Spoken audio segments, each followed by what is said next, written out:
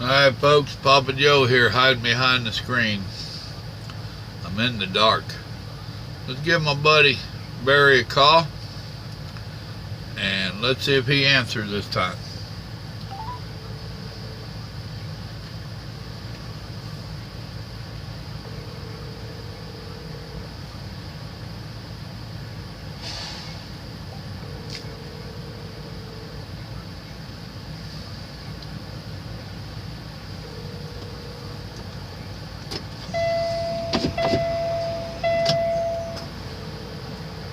Don't look good, or don't sound good. Nope. Alright. Well, let's try someone else. Let's see. Let's try Derek.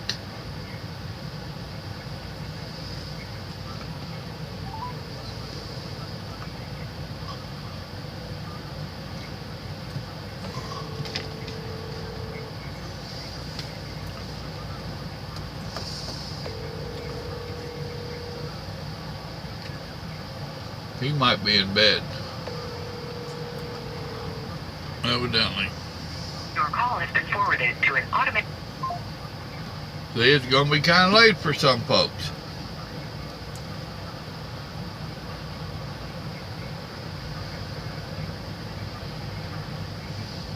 I'm trying someone else. He should be up. He's always up.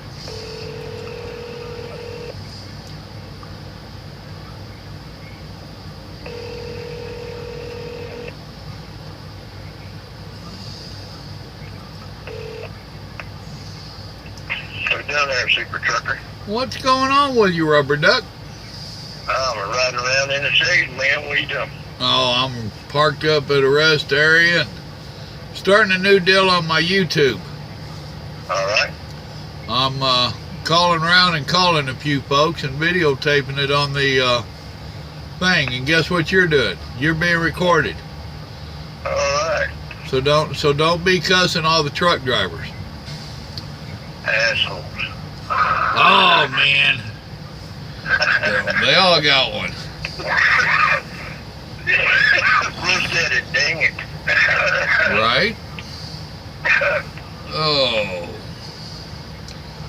So what are you riding around doing?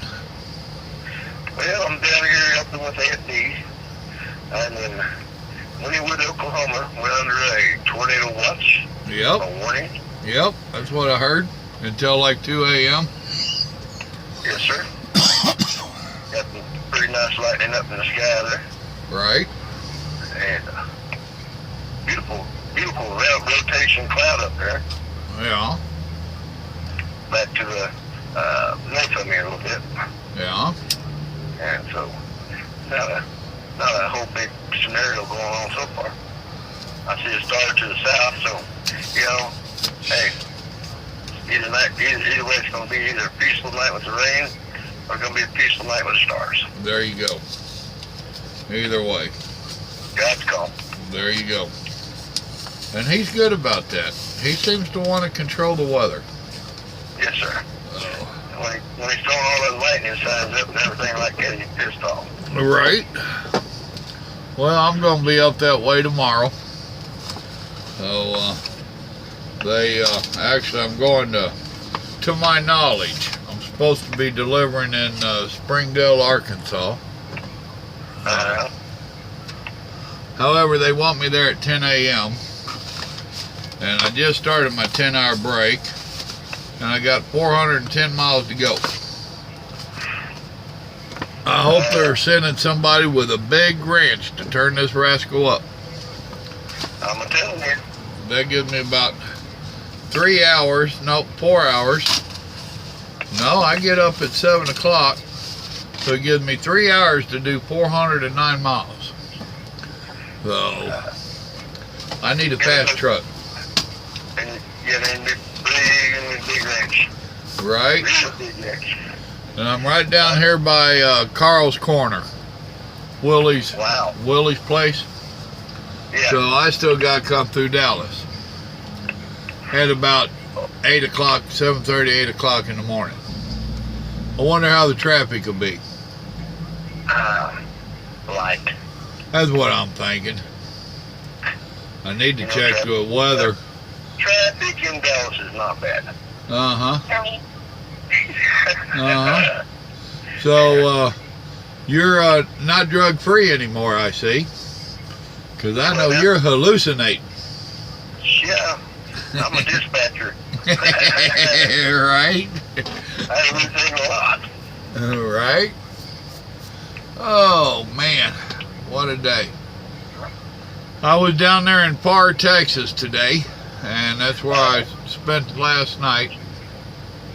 And I tell you what, the cop presence down there, I never seen so many Texas black and whites in my life. They was everywhere. Now, they weren't really bothering anybody. I only seen a couple of cars pulled over and a couple of trucks pulled over. But man, they was everywhere. I know Trump and our fine governor both said that they was going to make a presence down there, a showing down there. But I thought it was going to be more on the border, not on the roads. Right. So, silly me. Who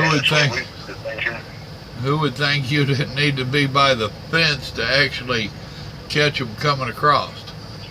Right. You know? No, they're not climbing over that fence 20 miles down the road there. Right. They're climbing over this fence right here. Right. Well, other than those that have tunnels. They had that tunnel in El Paso a few years back. Now, that was pretty neat, and they said, we ain't got a clue how many came through here. Yeah. At least 2. A concrete tunnel, at least 2. They didn't get caught. Right. Well, as a old retired trucker, and this is a trucking YouTube channel, what great advice can you give these new truckers out here other than don't get into it?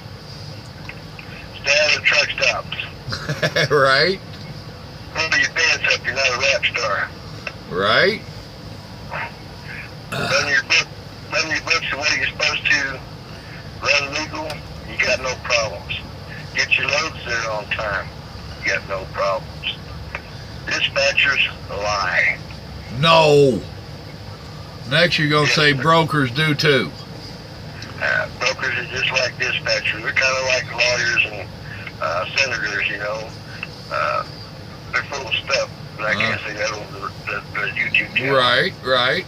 Full of crap. We can go with crap. How's that? There you go. You know, a man can make a living out here if he just keeps his mouth shut and does what he's supposed to do, and does it the way he's supposed to. Right. Sometimes it takes a little butt kissing to get a little kissing. Right. Well, you got to be careful of that doing favors. It's always been my experience when they ask for a favor, that's the same way as saying bend over and grab the Vaseline. There you go. And then as soon as the favors, as soon as you...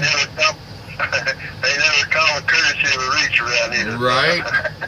As soon as the favor is done for them and completed, they happen to forget about it. You know, the thing is that, you know, you can get your mileage every week if you don't refuse loads. Big part of this factor out here today is young kids that are starting over the road and everything like that. They got no clue. First of all, you run as long as we run out here, you learn tricks. Right. That help you along the way. Right. You know, if you never refuse a load and everything like that, and that's not to say that we haven't refused a load. But due to safety issues, you know, I refused to haul a couple loads like that. And my dispatcher got mad at me. Therefore, we're not going to give you no mileage this week. I said, cool, vacation. Right. Well, that's what we used to call starving them out. They had a reputation and a habit of starving drivers out. Yes, sir. So, And it's not as bad now as it used to be. Right. But, you know, every nickel dime truck driving school out there put millions of truck drivers on the road. And the thing that they can't get past, you can have all the skill and smarts you want and everything like that. Presential experience is what you need. Yeah. Whether you drive a dump truck or a pickup truck with a dump bed on it, whatever, it don't matter. As long as you get that practical experience, you know, driving a dump truck, a tow truck, whatever. I mean, you know, as long as it's big enough to fit as a class A CDL, or you know, you got your hazmat hauling oil and stuff like that back to yards and stuff like that. It don't matter. Practical experience on this road takes over common sense on some of these drivers, because they think that they know it all and they're going to be able to do anything a 30-year vet out here is going to be able to do. Right. And I hate to tell you, and I hate to burst your bubble, but that ain't so. Right. Well, one of the things that I've noticed is a lot of your local drivers, regardless what they're driving, they are some of the rudest drivers that are out here. They are on a time clock most of the time. Now some, if they're dump truck and whatnot, log trucks, we know they get paid by the load or weight, whatever. But just today I had one that he cut me off probably 4 different times. And it was simply because I could run faster than him. But then when we get in traffic, he was lighter than me, and he would make it a point to try to take my hood off. And you run across that a lot. And I've told a bunch of people, and if you watch, you'll see that that it's true. Most times when you're in construction or going through the little towns with speed zones, the ones that are speeding are your slowest trucks on the road, you know, and they're trying to make up that time because they don't have a fast truck, and then they wonder why they get these tickets and getting wrecks and all this other nonsense. So that's where that practical experience comes in. Yes, sir. And the thing that you got to realize when you're out on this road, when you're young and dumb, you think you're invincible, and you can run 7 days a week, 24 hours a day. You know, there's only so much stupidity that you can put into a truck. Right. Everything else is operator error. Right. You know, truck does what it's supposed to do. A driver does not sometimes do what they're supposed to do. Therefore, they put themselves in jeopardy and equipment that they're driving in jeopardy. Right. And sometimes other people's lives get lost because of that. Yep. Now, the thing that these young drivers need to learn today is that, hey, maybe that old person over there has got a little bit more experience than me, and he can help me, guide me through these things. But yet, I don't want to seem like a harassed person or an asshole for asking that, you know, questions. And there's no wrong questions in truck driving. Well, there ain't no wrong questions, period. And that's where I tell them that they need to put together a network. They need to find them a small handful of experienced drivers that they know that they can trust, that they know are actually experienced drivers, and get their permission to call them when they have issues or whatever that can help them out a little bit. And that's the key right there, you know. Dispatchers, your coaches and your drive workers and everything like that, they can only coach you so far. But the thing is, they're trying to get you under a load, put you under duress, and make you take that load because you don't have a choice. You're going to take that load and you're going to like it and do it. Right. The real thing is that, no, you don't have to take that load, and you don't have to have that kind of pressure. Right. But I can tell you one thing. If you refuse too many loads, there's another driver out there to replace you tomorrow. Right. Well, see, and that used to be one of my pet peeves. Now, the equipment out here today is so much better than back in the day. And And that is where some of the laws and stuff, the safety record and safety score stuff has come into play. I can't think, CSBA or whatever it is. Yeah. But nowadays we do have a lot better of equipment, and it's showing because you ain't seeing near the trucks being DOT'd. Oh well, you see them being DOT'd, but you don't see that sticker on the window that we used to see all the time. But Correct. Another thing these young drivers got to learn, it don't matter how far you drive and everything like that today, it don't matter how many miles a week you put in that truck. It matters how you feel about the end of the day and how you present yourself. right, You present yourself in a manner you feel a man. Now you want me. That's what it is. But if you put yourself in a position to be treated like a criminal, they're going to treat you that way. Another thing Yep. is, if you're driving the truck, and you know this from going to California and East Coast and stuff like that, if you keep a clean truck and you check your stuff religiously, I mean, that's an everyday thing. You're supposed to start a pre-trip every morning. Or whenever you get out here 14 hours or 10 hours, however it works now. And it's your job to look at those marker lights and change them and make sure everything's working properly, make sure your brakes are adjusted and everything like that. They ain't going to call no tow truck to come out and adjust your brakes on the side of the road. right.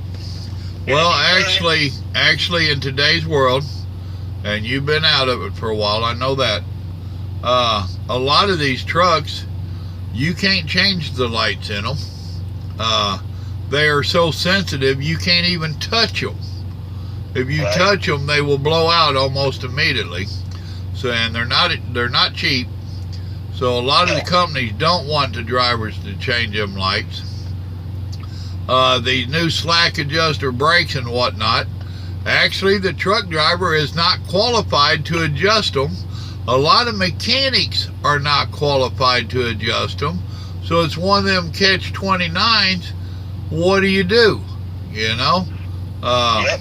Now with us, I'm with this little bitty company, and our mechanics stay on top of that stuff. And if I ask them to check my brakes, they'll check them and adjust them however many times I ask them.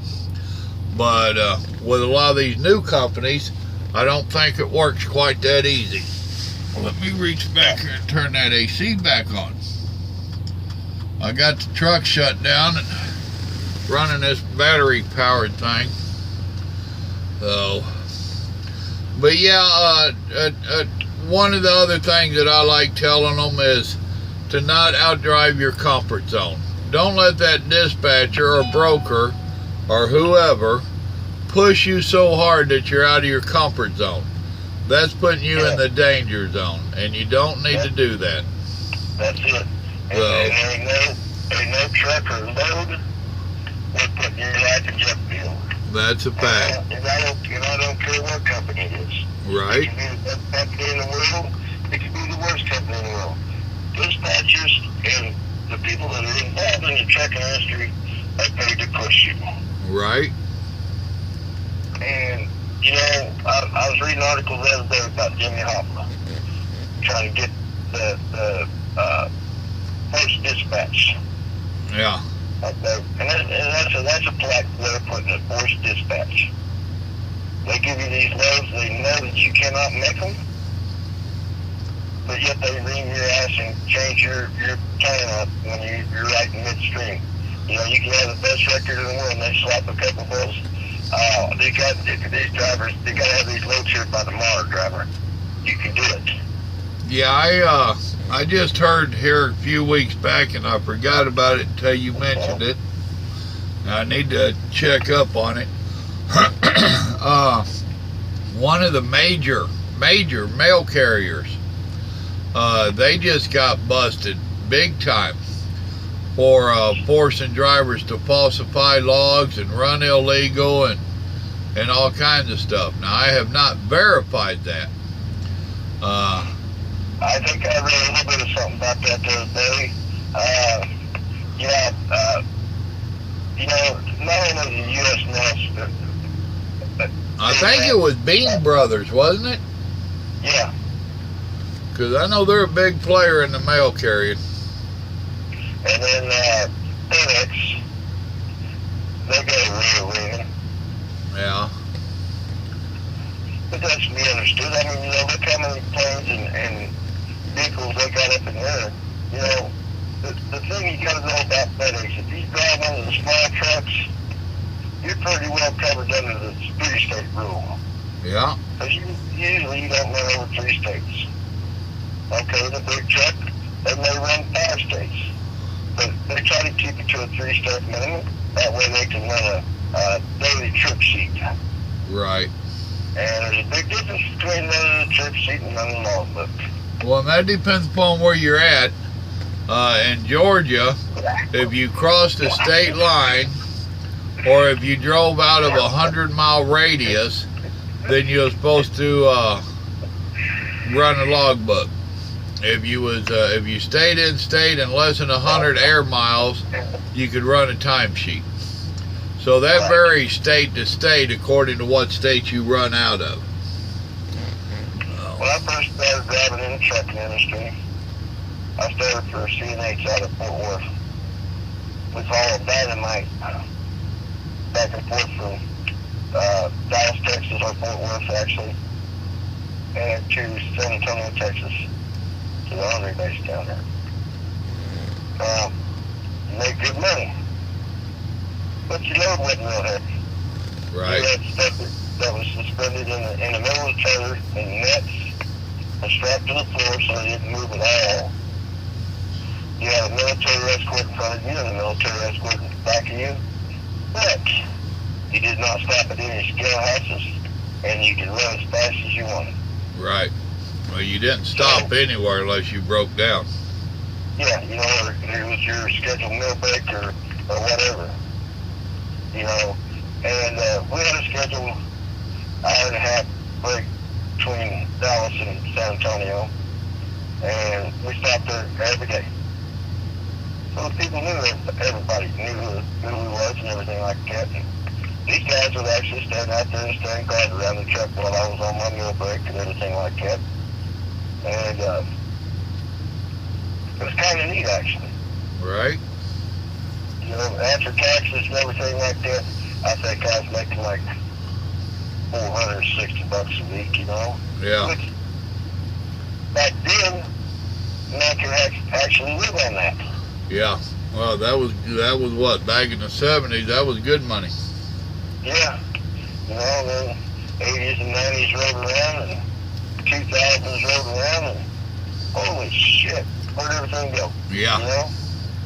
Well, and that's what I tell people. I actually made more money when I first started than I do now. Now, my paycheck's bigger, but it don't go as far.